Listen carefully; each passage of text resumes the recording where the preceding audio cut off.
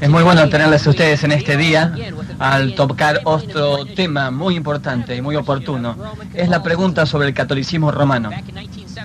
En 1971 estaba viajando alrededor del mundo y tuve el privilegio de ir a través de un punto en la frontera de Berlín que se llamaba Charlie. Tomé un tren de Berlín Oriental a Wittenbergo, en Alemania Oriental, donde en el año 1700 un católico monje en aquella época, Martín Lutero, clavó en la puerta de esa catedral un documento con las 99 tesis diciendo esencialmente: protesto, estoy en desacuerdo, me opongo. Y allí comenzó entonces la reforma.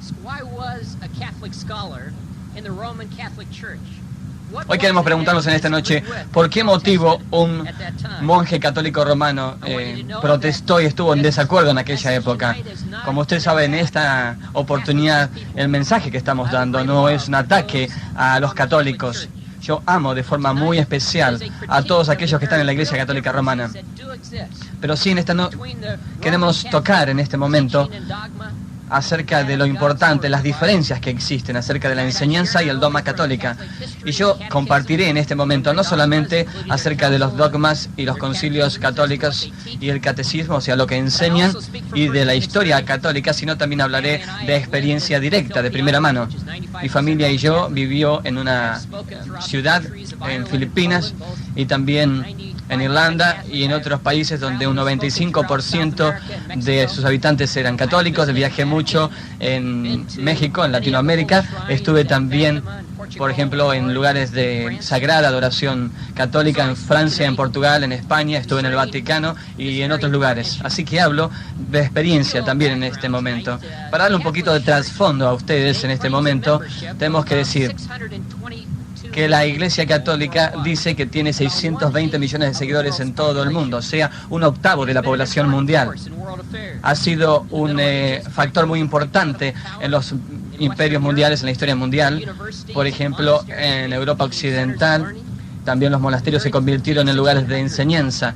En el año 1600, misioneros católicos salieron a África, Asia y al Nuevo Mundo, llevando también, por supuesto, con ellos la cultura occidental.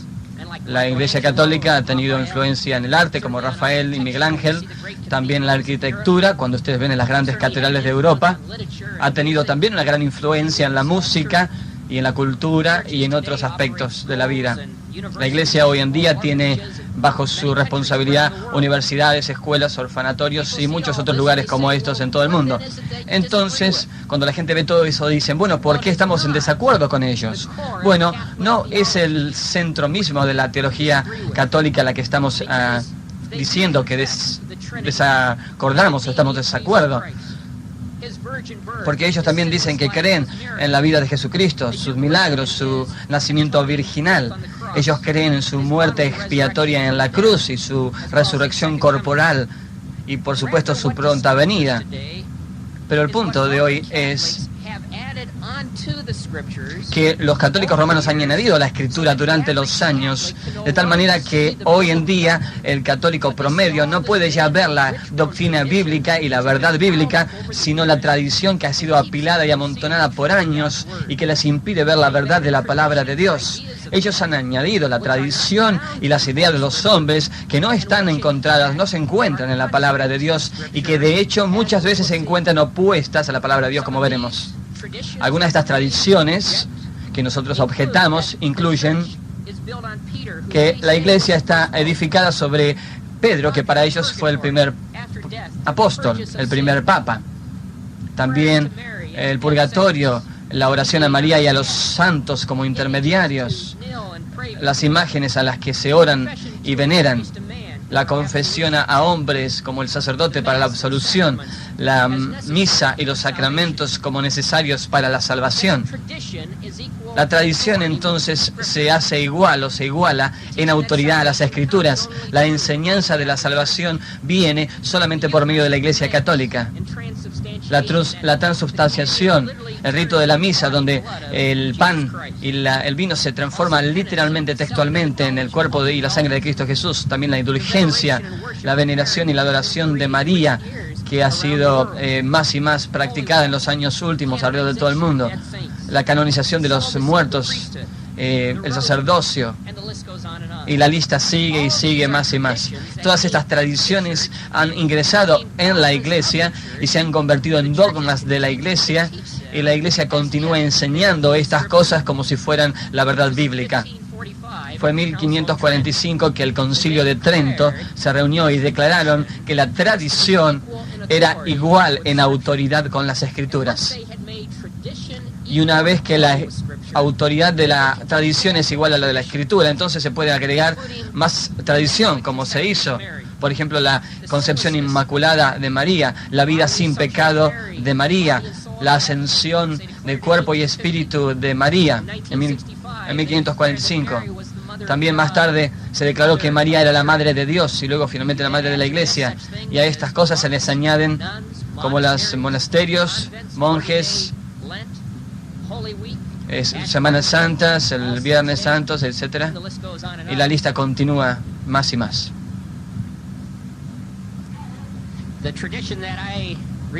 La tradición que recuerdo que menos me gustaba era que cada viernes cuando íbamos a la escuela, la Iglesia Católica decía que, bueno, si comía, por ejemplo, carne en los Viernes Santos, eso era pecado.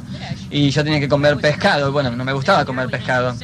Pero en el año 1960 el Vaticano II declaró que se podía comer carne los viernes y de pronto lo que era pecado de un día para el otro se transformó en que no era ya pecado, se podía comer tranquilamente. Así que nuevamente la tradición de los hombres se muestra así.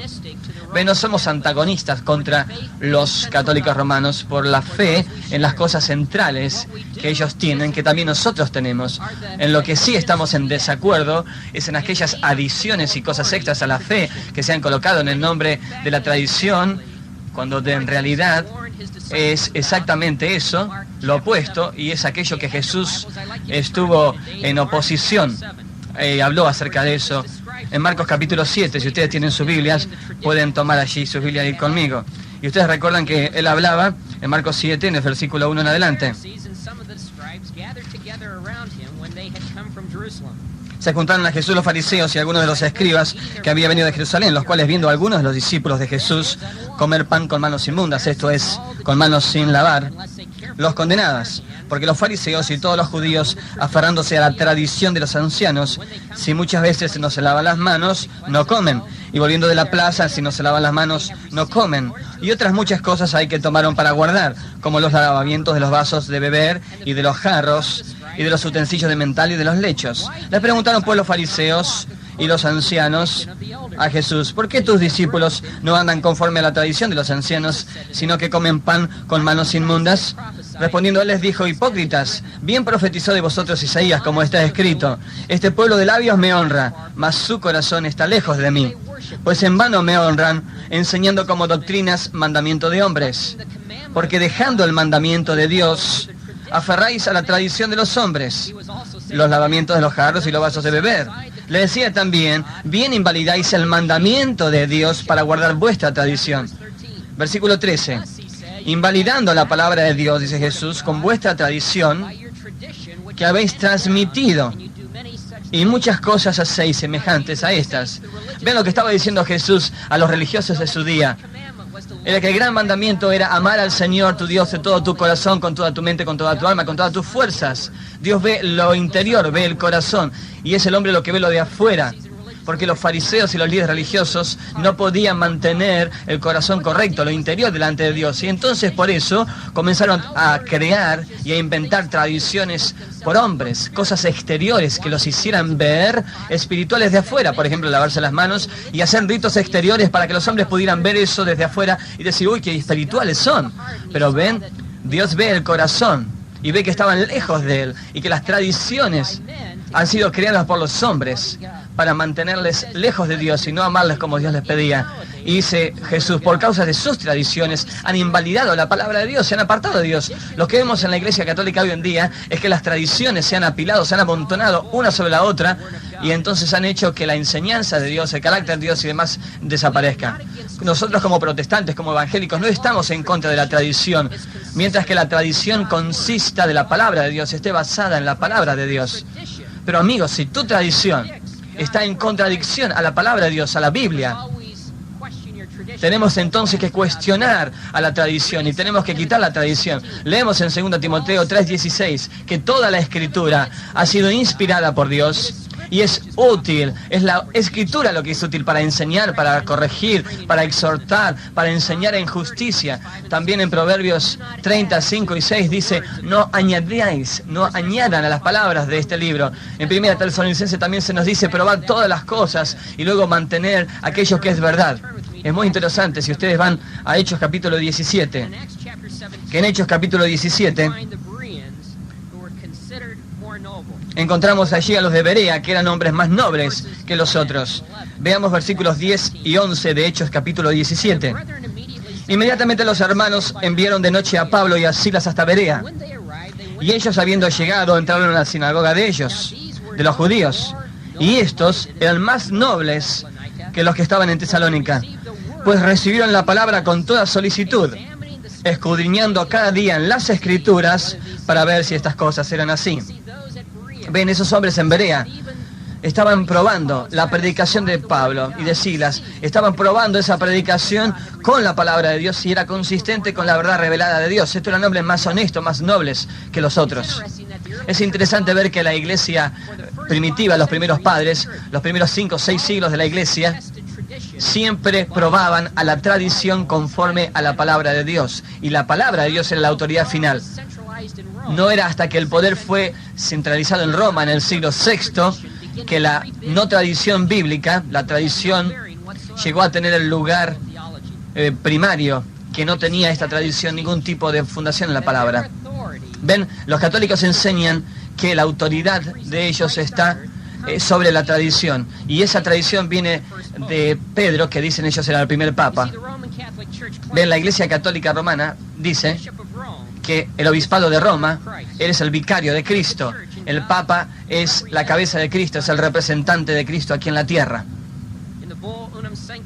En el libro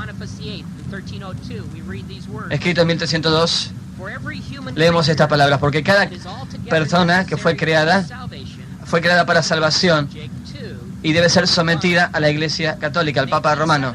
En 1870, en el primer Concilio Vaticano, el Papa Pío IX habló acerca de la infalibilidad papal, declarando esta doctrina como tal.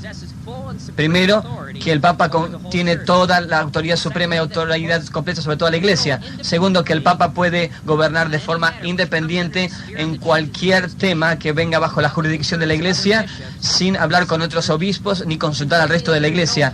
Y tercero, que no hay otra autoridad mayor en la tierra que el Papa.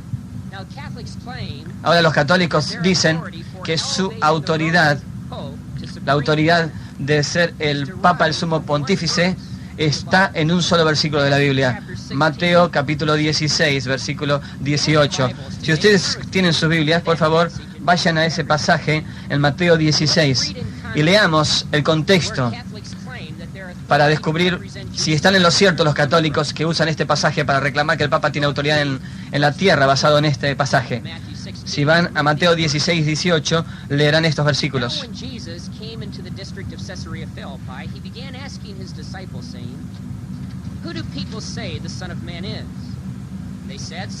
Entonces Jesús, hablando a la región de cerca de Filipo, preguntó a sus discípulos, ¿quién dicen los hombres que es el Hijo de Hombre? Ellos dijeron, unos Juan el Bautista, otros Elías y otros Jeremías o alguno de los profetas. Él les dijo, ¿y vosotros quién decís que soy yo? Respondió Simón Pedro, dijo, tú eres el Cristo, el Hijo del Dios viviente. Versículo 17 del capítulo 16 de Mateo. Entonces le respondió Jesús, bienaventurado eres Simón, hijo de Jonás, porque no te lo reveló esto carne ni sangre, sino mi Padre que está en los cielos. Versículo 18. Y yo también te digo que tú eres Pedro, Y sobre esta roca edificaré mi iglesia, y las puertas del Hades no prevalecerán contra ella. Y a ti te daré las llaves del reino de los cielos, y todo lo que atares en la tierra será atado en los cielos, y todo lo que desatares en la tierra será desatado en los cielos.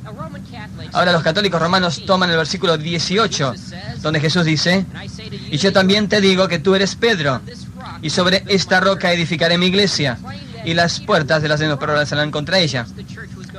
Entonces ellos dicen, los católicos, que Pedro era la roca sobre la cual la iglesia sería edificada. Bueno, esto no es lo que muestra el contexto, ni tampoco lo que dice el original en griego. Es muy interesante notar que en el versículo 18, en el griego, dice lo siguiente. Cuando Jesús dice, tú eres Pedro, usa la palabra Petros, P-T-R-O-S, Petros, que significa una pequeña piedrita o roca, y dice, sobre esta roca, esta Petra, usa la palabra P-E-T-R-A, que significa una gran roca, una piedra fundamental, una piedra de fundamento. Sobre esta piedra de fundamento, sobre esta piedra fundamental, sobre esta roca principal, yo edificaré la iglesia. Y es cuando dice él, el versículo 17, sí, tú eres el Hijo de Dios, tú eres el Cristo, el Hijo del Dios viviente, y es exactamente ahí que le dice el Señor, sobre esta declaración, sobre esto fundamentaré mi iglesia. No es solamente esto que no es verdad por el original griego, que Pedro no es la roca o el fundamento, sino tampoco la hermenéutica, la interpretación bíblica nos impide poder entender eso de esa manera. Cuando tenemos un pasaje, un texto de la Biblia, tenemos que probarlo, tenemos que ponerlo en contexto con el resto de la Biblia. Según Timoteo 3:16 dice que toda la Escritura ha sido inspirada por Dios. Y toda la Escritura es útil para enseñanza, para corrección, para exhortación, para enseñanza en justicia. Así que al mirar entonces en Mateo capítulo 16, tenemos que ver el contexto. ¿Quién conocería mejor el contexto que ninguna otra persona y sabría lo que quiso decir Jesús cuando dijo, sobre esta roca edificaré mi iglesia? En el contexto, por supuesto, Pedro era la persona correcta para saberlo. Si Pedro no sabía de lo que Jesús estaba hablando, entonces tampoco los sucesores de Pedro llegarán a saberlo. Así que vamos a ver lo que entendía Pedro cuando escuchó decir a Jesús esta palabra. Veamos lo que dijo Pedro en Primera de Pedro, en su carta, Primera de Pedro capítulo 2. Y leamos por nuestra propia cuenta lo que entendió Pedro cuando Jesús dijo estas palabras. Primera de Pedro capítulo 2, del 1 en adelante. Desechando pues toda malicia, todo engaño, hipocresía, envidias y todas las detracciones, desead como niños nacidos la leche espiritual, no adulterada, para que por ella crezcáis para salvación, si es que habéis gustado la benignidad del Señor, acercándoos a Él, piedra viva, despechada o desechada ciertamente por los hombres, mas para Dios escogida y preciosa. Vosotros también, como piedras vivas, sed edificados como casa espiritual y sacerdocio santo, para ofrecer sacrificios espirituales aceptables a Dios por medio de Jesucristo. Por lo cual también contiene la Escritura: he aquí pongo en Sión la principal piedra del ángulo, escogida piedra, preciosa, y el que creyere en él no será avergonzado. Pedro entendió con total claridad y certeza que Jesucristo era esta piedra preciosa, esta piedra del ángulo escogida. Sobre esta piedra principal, versículo 6, sería edificada la iglesia, y el que creyere no sería avergonzada. Si usted cree que Pedro era el primer papa y él es el fundamento de la iglesia, será avergonzado. No es lo que dijo Pedro que usted tenía que ser en el versículo 6. Volvamos a Mateo 16 a leer el contexto de ese pasaje. Mateo 16. Sigamos al versículo 23 ahora. Versículo 22. Jesús habla con Pedro, y Pedro lo toma y le dice aparte, reconviniéndole: Señor, ten compasión de ti, en ninguna manera esto te acontezca, que tú vayas a morir en la cruz. Pero Jesús, en el versículo 23, se da media vuelta y le dice a Pedro: quítate de delante de mí, Satanás. Me eres tropiezo porque no pones la mira en las cosas de Dios, sino en las de los hombres. ¿Podría ser entonces este Pedro la piedra sobre la cual la iglesia sería edificada? Jesús dice que aquel que pone su fe en esta piedra no será avergonzado, pero sin embargo ahora Jesús le está diciendo a Pedro, hablándole duramente: apártate de mí. Así que él no podría ser de ninguna manera la piedra, la roca en la cual ser la iglesia edificada. Vaya por favor conmigo a Hechos capítulo 4. Vamos a ver lo que dijo Pedro allí en Hechos capítulo 4, comenzando en el versículo 8. Lea conmigo, por favor. Entonces Pedro, lleno del Espíritu Santo, les dijo: gobernantes del pueblo y ancianos de Israel, puesto que hoy se nos interroga acerca del beneficio hecho a un hombre enfermo, ¿de qué manera éste ha sido sanado? Sea notario a todos vosotros y a todo el pueblo de Israel que en el nombre de Jesucristo de Nazaret, a quien vosotros crucificasteis y a quien Dios resucitó de los muertos, por este hombre, por él, este hombre está en vuestra presencia sano. Este Jesús es la piedra reprobada por vosotros, los edificadores, la cual ha venido a ser la cabeza del ángulo. Y en ningún otro hay salvación, porque no hay otro nombre bajo el cielo dado a los hombres en que podamos ser salvos. Pedro mismo declaró que Jesús era la piedra fundamental de la iglesia, la piedra sobre la cual se debía edificar la iglesia y en la cual otro no había salvación. Pedro mismo entendió esto con mucha claridad. Es interesante al leer en 1 Corintios 11 que Jesús es la piedra del fundamento. También en 1 Corintios 10:4 leemos que la roca es Jesucristo. Si usted va al Antiguo Testamento, los judíos nunca hubieran aceptado que Pedro podría haber sido la roca. Más de 35 veces en el Antiguo Testamento el término roca se utiliza para hablar de Dios o acerca del Mesías prometido. Por ejemplo, vayamos a un pasaje en el Salmo 18, el versículo 1 y 2 como ejemplo en este momento. Salmo 18 dice así: Te amo, oh Jehová, fortaleza mía, Jehová, roca mío y castillo mío, y mi libertador. Dios mío, fortaleza mía, en él confiaré. Es interesante que Pedro jamás reconoció la autoridad que los católicos le dan a él hoy en día. En Hechos 10, 25 y 26, cuando él está en el hogar de Cornelio, y cuando quieren entonces besarle y postrarse delante de él, y dice Pedro: levántate, ponte de pie, porque yo también soy un hombre como tú. Pedro jamás aceptó la autoridad que posteriormente la Iglesia Católica le ha dado. Pero, ¿qué tiene entonces que ver Mateo 18 cuando le da Jesús a sus discípulos las llaves del reino? Los católicos utilizan estos versículos de Mateo 16 para decir que ellos, los sacerdotes, tienen la autoridad de perdonar los pecados en la tierra. Cuando el católico va al confesionario y entonces se enfrenta al sacerdote, que él es el representante, y puede en el nombre de Dios perdonar sus pecados, y tiene autoridad para perdonar pecados. Según ellos, esa autoridad viene de 16:19, Mateo 16:19, donde dice: y a ti te daré las llaves del reino de los cielos, y todo lo que atares en la tierra será atado en los cielos, y todo lo que desatares en la tierra será desatado en los cielos. Ahora, ¿era esta autoridad, fue esta autoridad dado solamente a Pedro? No, muy difícilmente podemos sostener eso, porque si vamos al capítulo 18 de Mateo, en el versículo 18, leemos que esa autoridad no solamente se dio a Pedro, sino a todos los discípulos. La autoridad de atar y desatar fue dada a todos los discípulos. Ahora, ¿por qué esta autoridad era dada a todos los discípulos de atar y desatar? Mateo 18:18. Si usted va entonces a Juan capítulo 20, 23, usted verá allí a qué se refiere esta autoridad. Vaya por favor a Juan 20, capítulo 20, versículo 23. Y Jesús les dice a todos sus discípulos: a quienes remitiereis los pecados, les son remitidos, y a quienes se los retuviereis, les son retenidos. Así que el atar y el desatar era el perdón de los pecados. ¿Cómo eran perdonados los pecados? Es muy interesante si nosotros vamos ahora a Hechos capítulo 10. Quería decir, en ese capítulo, cuando Jesús le dio esa autoridad a todos los discípulos. Entonces, Hechos 10, capítulo 40 al 43. A este levantó Dios al tercer día e hizo que se manifestase, no a todo el pueblo, sino a los testigos que Dios había ordenado de antemano, a nosotros que comimos y bebimos con Él, después que resucitó de los muertos, y nos mandó que predicásemos el pueblo y testificásemos que Él es el que Dios ha puesto por juez de vivos y de muertos. De esto dan testimonio todos los profetas, de todos los que en Él creyeron y recibían perdón de pecados por su nombre. Ven aquí, la salvación viene por medio de la fe en Jesucristo, y esa salvación es para todos, esa autoridad para predicar el Evangelio de Jesucristo, las buenas nuevas de salvación, que en Jesucristo hay perdón de pecados, ha sido dada a todos los discípulos, y esa autoridad ha sido dada a todos, para que cuando la gente responde al Evangelio, entonces nosotros tenemos la autoridad de decirles, ahora sus pecados están perdonados.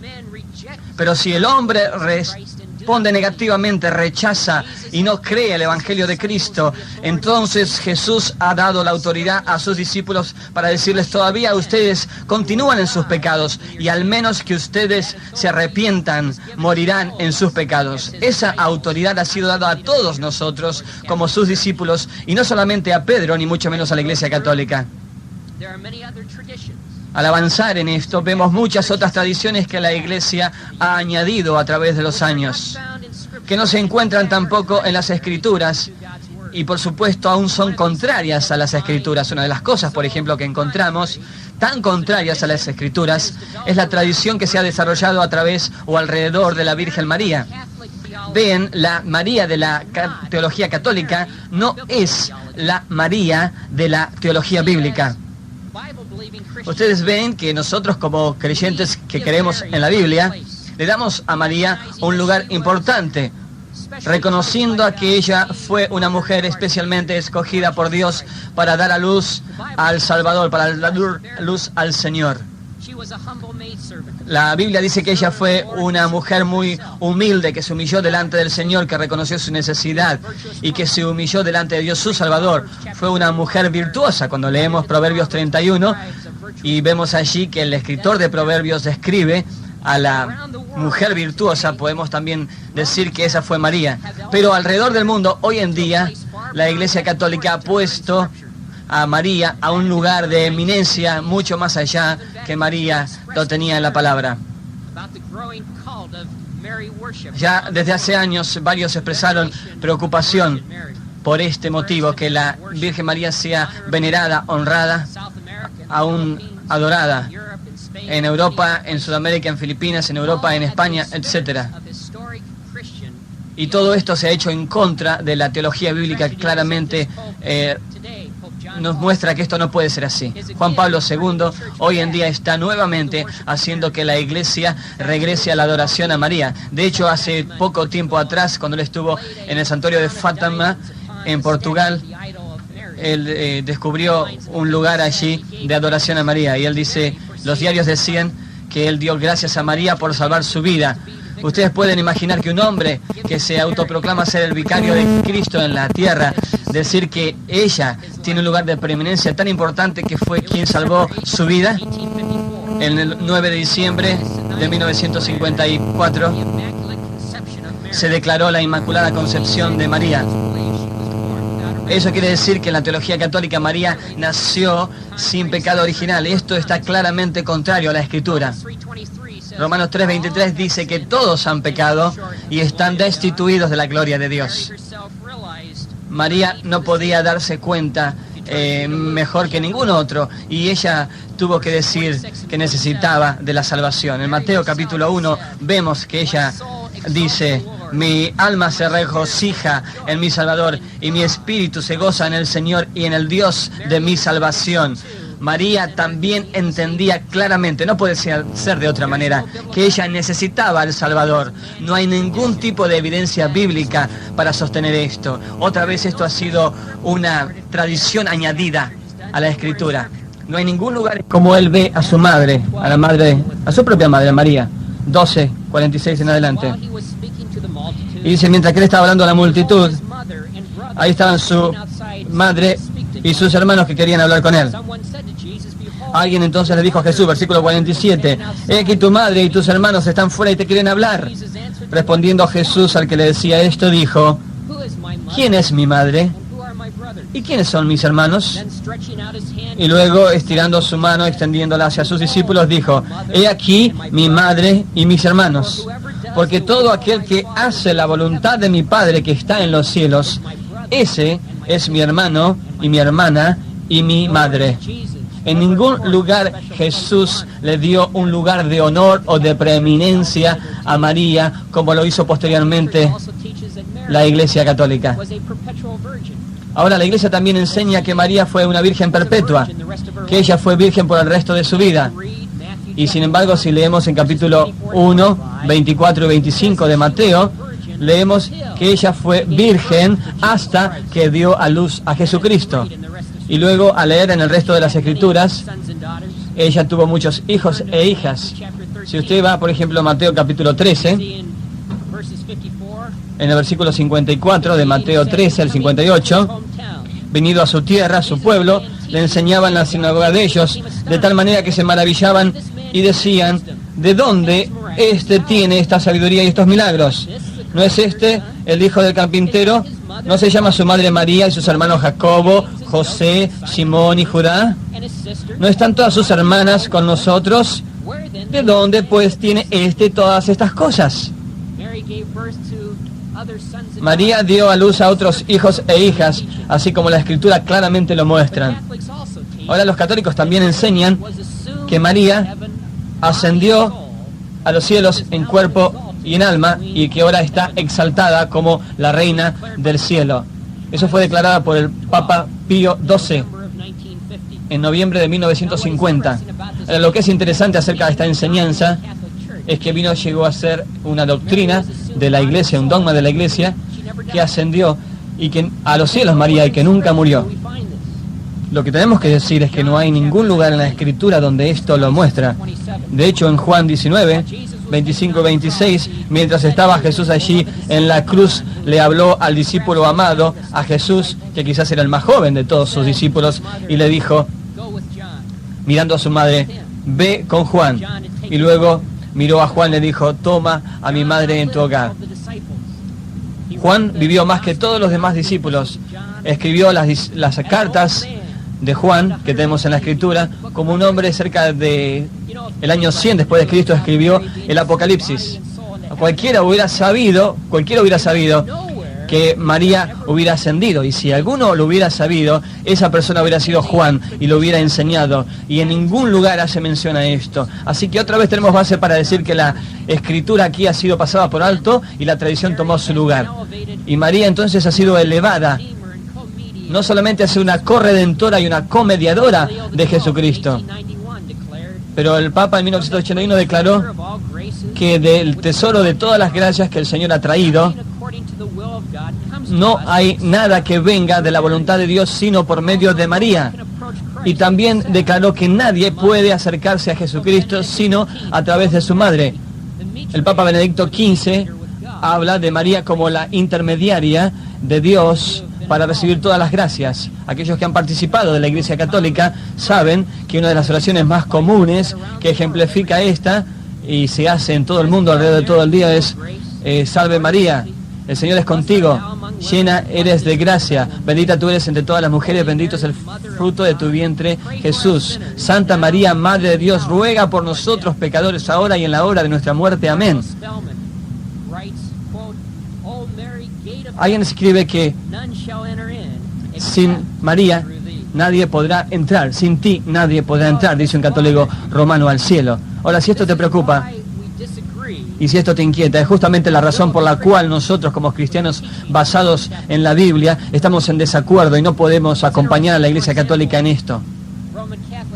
Es interesante, por ejemplo, que los católicos romanos les gusta mucho el pasaje de Lucas capítulo 11 acerca de la primer milagro de Jesús. Por favor, acompáñenme a Lucas 11. Este es un pasaje que los católicos romanos utilizan con mucha frecuencia. Lucas capítulo 11, versículo 27. Mientras él decía estas cosas, una mujer entre la multitud levantó la voz y le dijo, bienaventurado el vientre que te trajo y los senos que mamaste. Entonces los católicos generalmente leen el versículo 27 solo, diciendo, bueno, acá está una mujer que adoró y veneró a la Virgen María, pero el problema es que no siguen leyendo el contexto, especialmente el siguiente versículo. ¿Qué dice el versículo 28 siguiente? Y Jesús les dijo, al contrario, antes bienaventurados los que oyen la palabra de Dios y la guardan. Así que cuando alguien vino, la única ocasión que vemos a darle adoración a María, Jesús lo detuvo, lo reprendió y dijo, no, bienaventurados los que guardan la palabra de Dios y la aman. encontramos también, a través de todo esto, que María no es ninguna mediadora. A veces la gente reza y pide que ella pueda interceder en los santuarios de Yugoslavia, de Francia, de Fátima, de Guadalupe, de Luján, de tantos otros lugares, y miles de personas vienen y se postran delante de María para que interceda ella, María, en lugar de estas personas que tienen necesidad, y que ore por ellos. Y sin embargo, la palabra explica claramente en 1 de Timoteo que hay un solo mediador. En 1 de Timoteo dice la palabra de Dios: hay un solo mediador entre Dios y los hombres, y ese es Jesucristo. El mediador no es el Papa, no es la Iglesia Católica, no es María, no son los santos. Hay un solo mediador entre Dios y los hombres, y ese es Jesucristo. En Juan 14:6, Jesucristo mismo dice: yo soy el camino, la verdad y la vida. Nadie viene al Padre si no es por mí. En Hechos 4:12, Pedro dice: no hay ningún otro nombre dado bajo los cielos a los hombres en el cual podamos ser salvos. Pero aún así, además de todo lo que hemos visto, todavía la Iglesia Católica sigue añadiendo tradiciones en la cual no encontramos base alguna de las Escrituras. Otras de esas tradiciones que todavía se mantiene alrededor de todo el mundo por la Iglesia Católica y que tiene a millones en la esclavitud es la enseñanza del purgatorio.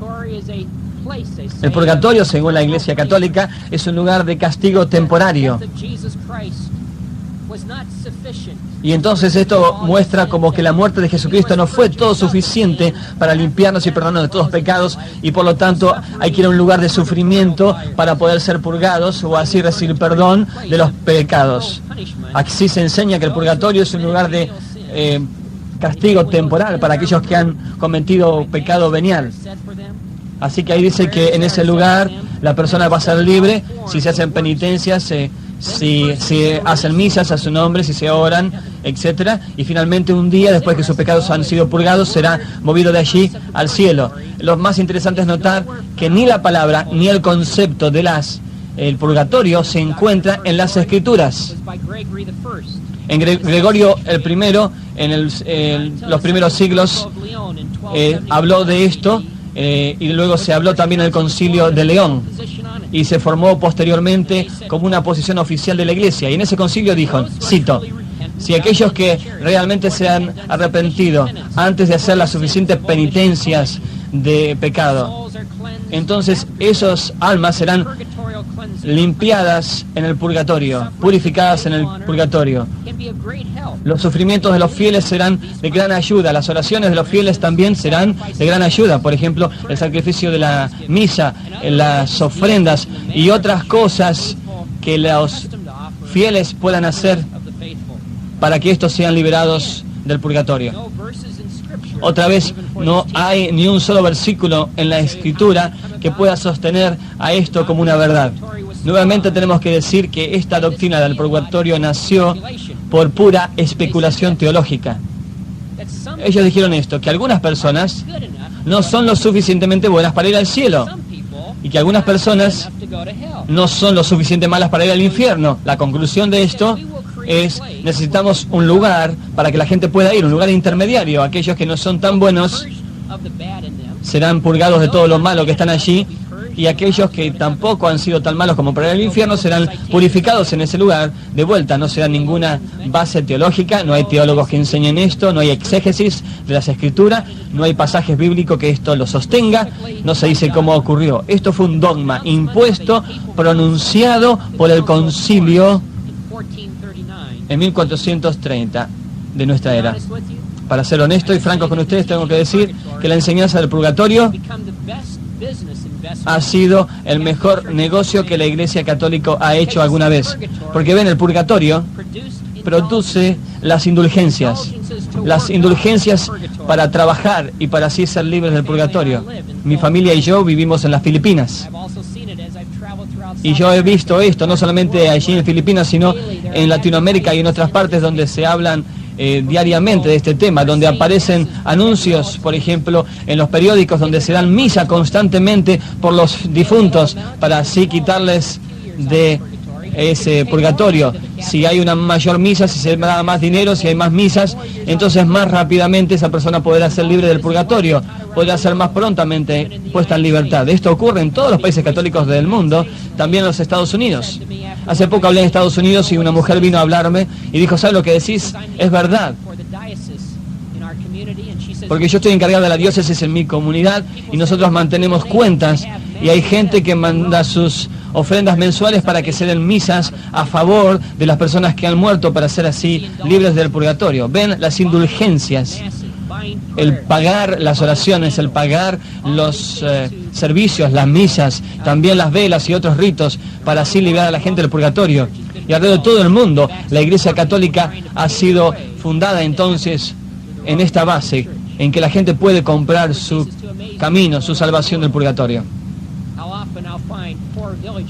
Y en muchos lugares que yo he viajado alrededor del mundo, aún pequeños pueblitos y necesidades, vemos allí una iglesia católica linda, hermosa, en que la gente está sosteniendo la iglesia y pagando, pensando que esta es la manera en que ellos llegarán al cielo. Escuchen cómo la Iglesia Católica enseña. En la bula de 1380 de Bonifacio VIII dice: nosotros definimos y declaramos, pronunciamos que sea necesario para la salvación, para que toda criatura humana debe ser sometida al Papa y a la Iglesia Católica.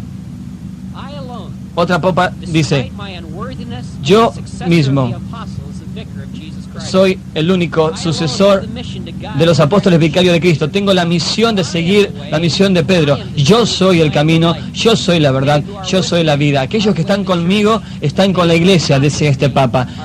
Aquellos que no están conmigo están fuera de la iglesia, dice la cita. También en otro concilio, en el año 1960, declaró que los credos de la iglesia, esto enseña que la iglesia dice ser necesaria para la salvación. Por lo tanto, todo aquel que está en la iglesia es salvo, porque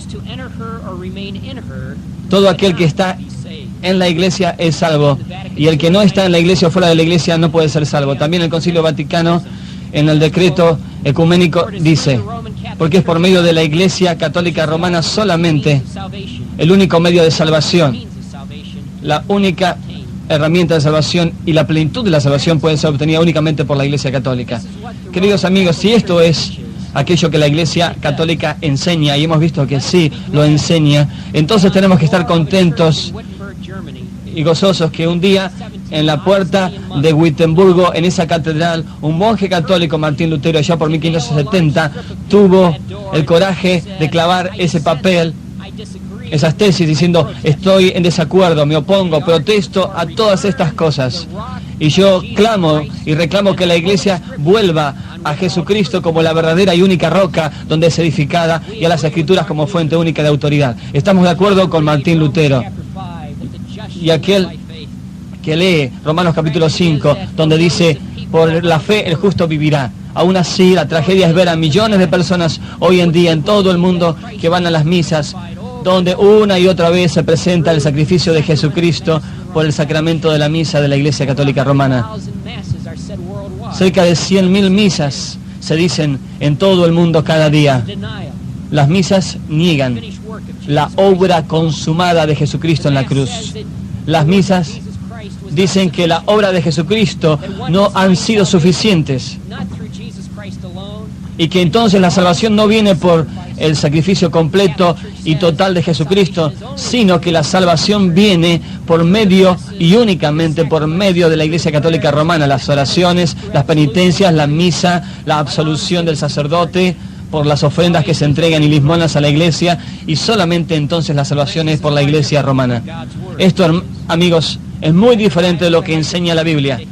Si ustedes tienen su Biblia todavía con ustedes, por favor, vayamos a la carta a los Hebreos y leamos lo que dice Dios.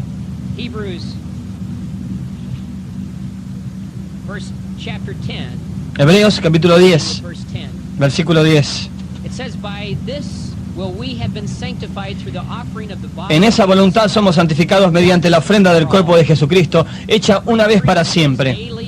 Y ciertamente todo sacerdote está día tras día ministrando y ofreciendo muchas veces los mismos sacrificios que nunca pueden quitar los pecados. Esto es lo que hace católico en la misa, pero dice, estos sacrificios que se repiten cada día nunca pueden quitar los pecados.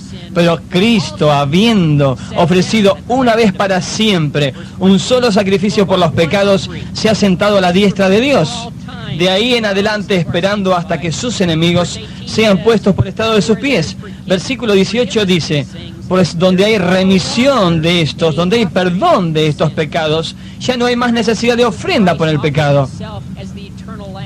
Hermanos y amigos míos, Jesucristo se ofreció como el Cordero de Dios. Él es el único sacrificio que se entregó una vez y para siempre por el perdón de pecados. Y ahora por fe podemos venir a recibir el perdón de pecados. No necesitamos ya más, como dice Hebreos 10, diariamente, semanalmente ir a la misa para ofrecer una y otra vez el mismo sacrificio que no puede hacer nada para quitar el pecado. Ven, Jesucristo se entregó por nuestros pecados y ese sacrificio fue eterno, infinito, una vez para siempre. Cuando Jesucristo murió en la cruz, cuando Él entregó su vida allí en la cruz pagando el sacrificio, dijo, está terminado, lo hizo una vez para siempre.